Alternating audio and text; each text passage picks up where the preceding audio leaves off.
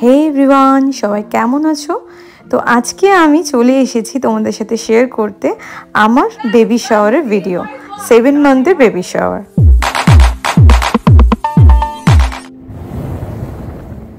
তো 3rd October ছিল আমার এই 7 মাসের 7, আর তার ঠিক আগের দিন মানে 2 তারিখ ছিল মহালয়া।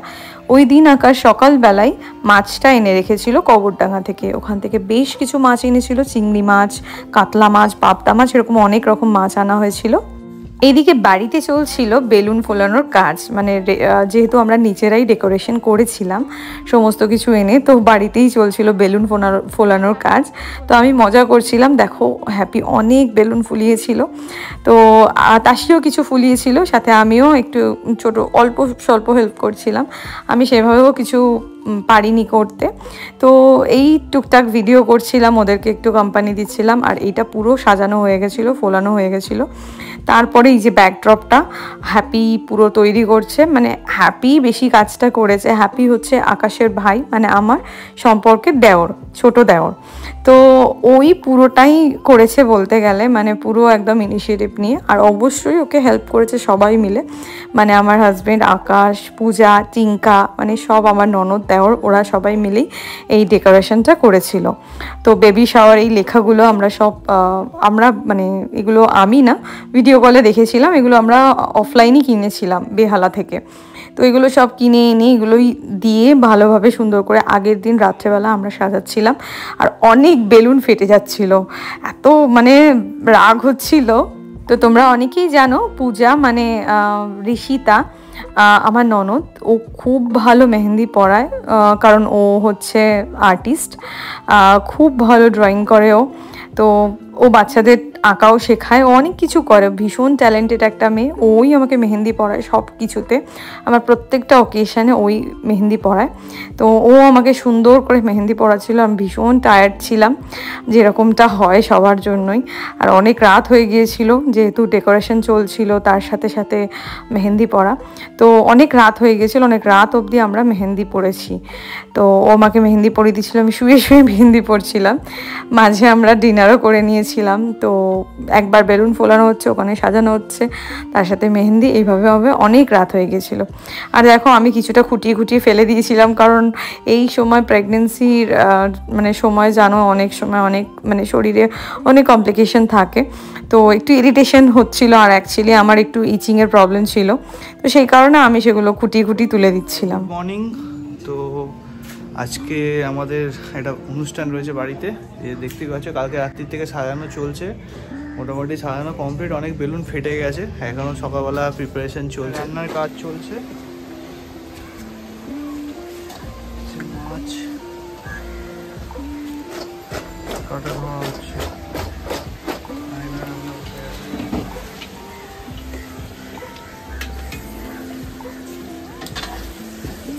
কালকে সকালবেলা গিয়ে যে মাছগুলো নিয়ে এসেছিলাম।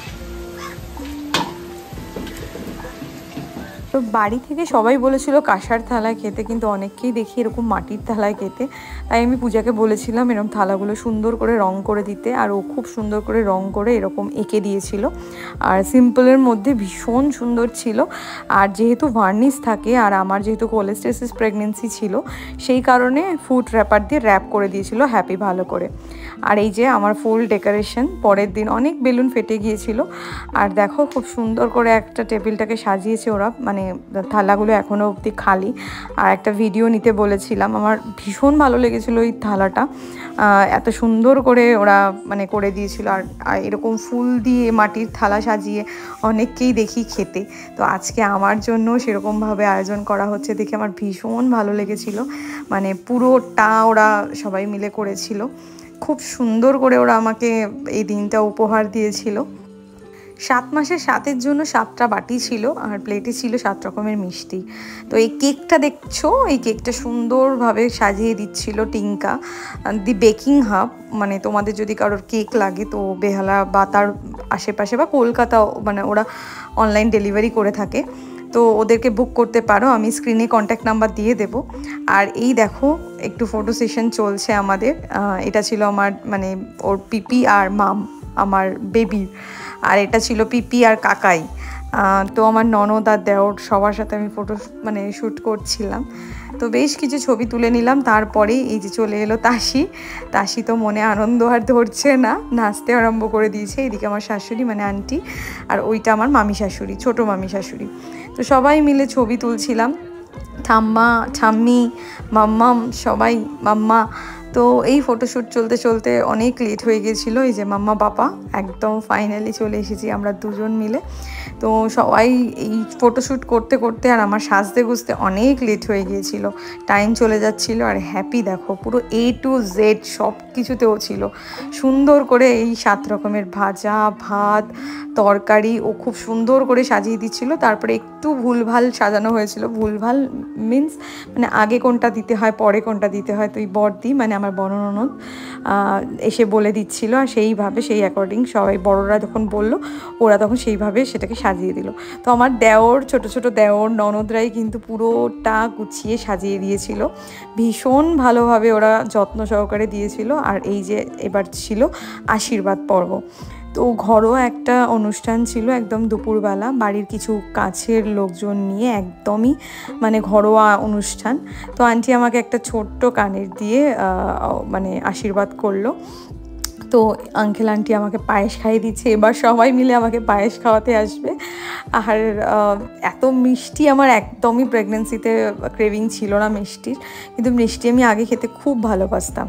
আর এই যে আকাশ আশীর্বাদ করছে, আমি বলছি যে তুমি কি গিফট এনেছো দাও। তো যাই হোক এই সব মজা করছিলাম। তারপর বললো যে না ওকে ভাতটা খাইয়ে দে, আর ও আমাকে একটুখানি ভাত খাইয়ে দিচ্ছিল। তো নিয়মের জন্য আমাকে খাইয়ে দিচ্ছিল, কিন্তু সেই দিন আমি সেরকম কিচ্ছু খেতে পারিনি, কারণ আমার খাওয়ার অতটা ক্রেভিং ছিল না। আর এই যে চলে এসেছে দাদাই, মানে আমার বেবির বড় দাদাই, একদম ছোট সাইজের বড় দাদাই। যাই হোক আর এই যে আমার বাবা আমাকে পায়েস খাইয়ে দিচ্ছে। তো সবাই একে একে এরকম এসে আমাকে খাইয়ে দিয়েছে। তারপর আমার নিজের খাওয়ার পালা, কিন্তু আমি সেইভাবে কিছুই খেতে পারিনি, এত কিছু আমি কোনোটাই খাইনি।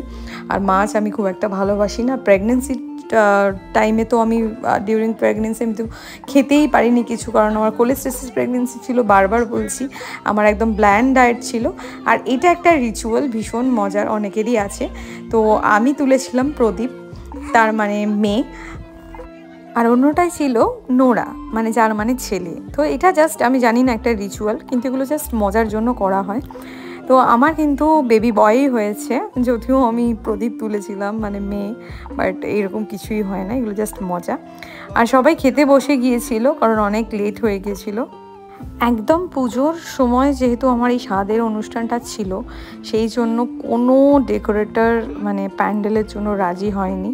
তো অবশেষে একজন এসে মানে কোনো রকমে কিছু কাপড় লাগিয়ে এরকম একটা ছোট টেম্পোরারি প্যান্ডেল মতো করে দেয়, কারণ সেই সময় পুজোর জন্য সব ভাই বুক ছিল, কেউ কাজটা করতে রাজি হয়নি। আর খাওয়া দাওয়া রান্নাবান্না সমস্ত কিছু বাড়িতেই হয়েছিল। তো নিজেরাই ঘরোয়াভাবে একটা অনুষ্ঠান করা হয়েছে, সেই জন্য সেরকম বড় করে কিছু হয়নি, সবটাই ছিল ঘরোয়া।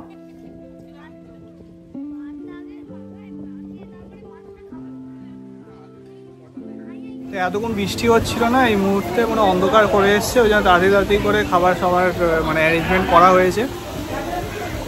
আশা করছি বৃষ্টিটা হবে না, আর মেঘলা ঝড় দিচ্ছে আস্তে আস্তে অল্প অল্প। দেখা যাক, ঠাকুরকে ডাকি যেন সবার খাওয়া দাওয়া হয়ে যায়, তারপরে বৃষ্টিটা নামুক। আর এখানে হ্যাপি সার্ভিস করছে, একাই ক্যাটারিংয়ের দায়িত্ব নিয়ে নিয়েছে।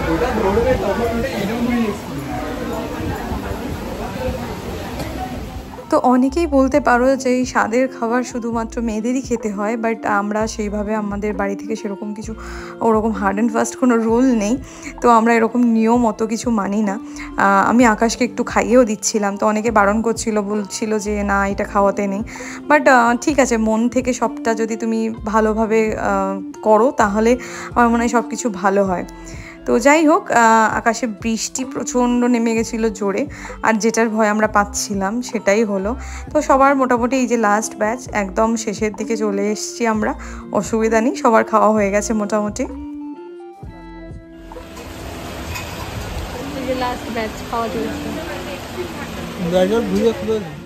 তো দুপুরে ভাত খাওয়ার সময় আমরা আর কোনোভাবে কেকটা কাটতে পারিনি, কারণ আশীর্বাদ করতে ফটো তুলতে অনেক লেট হয়ে গিয়েছিল। তো সেই জন্য আমরা বিকালবেলা রুমের মধ্যেই কেকটা কেটেছিলাম। তো অনেকেই ছিল মানে ঘরে, ভীষণ মজা হয়েছিল। আমরা কিছু ভিডিও বানাচ্ছিলাম, রিলস বানিয়েছি, প্রচণ্ড মজা হয়েছে ওই দিনে। কেকটাও ছিল ভীষণ টেস্টি, মানে না খেলে তোমরা বুঝতে পারবে না। তো যদি খেতে চাও তাহলে ওদেরকে তোমাদের স্পেশাল ডেতে কিন্তু অর্ডার করতে পারো। তো সবাই মজা করে কেক কাটার সময় হ্যাপি বার্থডে বলে দিচ্ছিল, মানে কি বলতে হয় অ্যাকচুয়ালি বেবি শাওয়ারের জন্য আমরাও ঠিক জানি না। তোমরা যদি জেনে থাকো তাহলে কমেন্টে অবশ্যই জানিও।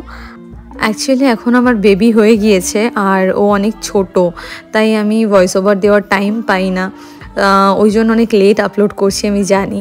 কিন্তু ভিডিওগুলো আমার কাছে ভীষণ ভীষণ স্পেশাল, মানে হোল লাইফ আমি চেরিশ করবো এগুলো। তো আমার জন্য এইগুলো মানে একটা মেমোরেবল মানে ডিউরেশন বলা যায়, মানে জীবনের সেরা মুহূর্ত। খাওয়া শেষ হয়ে গেছে, এবারে হচ্ছে ভোটিং হবে, বয়েজ আর গার্লস। যদিও আমরা যেটাই হবে তাকে যাচ্ছি, সবাই ইন্ডিভিজুয়াল যে যার কমেন্ট করবে। ইন্ডিভিজুয়াল স্টার্ট করছি আমাকে আচ্ছা, আমি তো আগেই বলবো ছেলে হবে। ওকে বয়েজ ওয়ান, আমি বলবো girl girl girl boys one girl girl girl baby girl girl পরি বেবি চাই best girl 3 boys 1 Tashi boys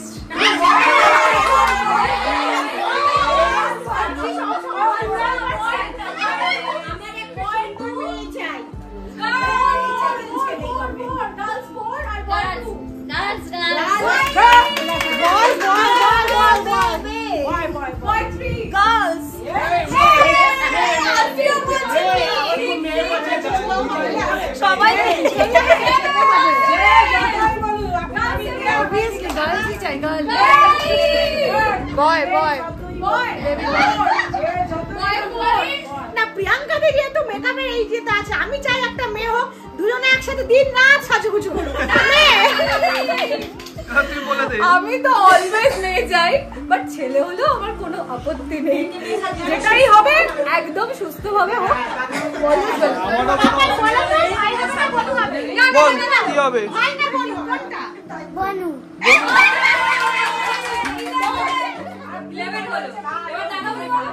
আমারও কোনো অসুবিধা নেই, ছেলে বয়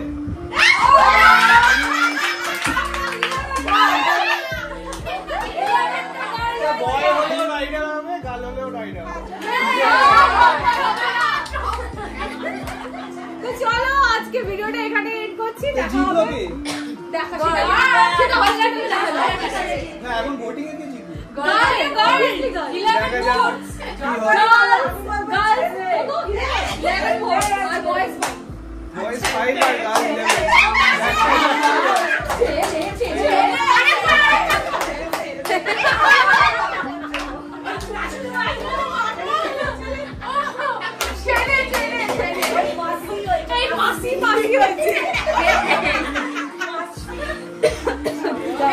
চলো। তো এই পর্যন্ত ভিডিওটা দেখে থাকলে আশা করব ভিডিওটা ভালো লেগেছে। ভালো লাগলে অবশ্যই একটা লাইক কমেন্ট করে প্রিয়াংশের মাম্মি পাপাকে সাপোর্ট করো, আর প্রিয়াংশকে অনেক ভালোবাসা দিও, ও যেন একটা ভালো মানুষ হতে পারে। হ্যাঁ, আমাদের বেবির নাম প্রিয়াংশ, প্রিয়াঙ্কা আকাশের ছেলে প্রিয়াংশ। টাটা।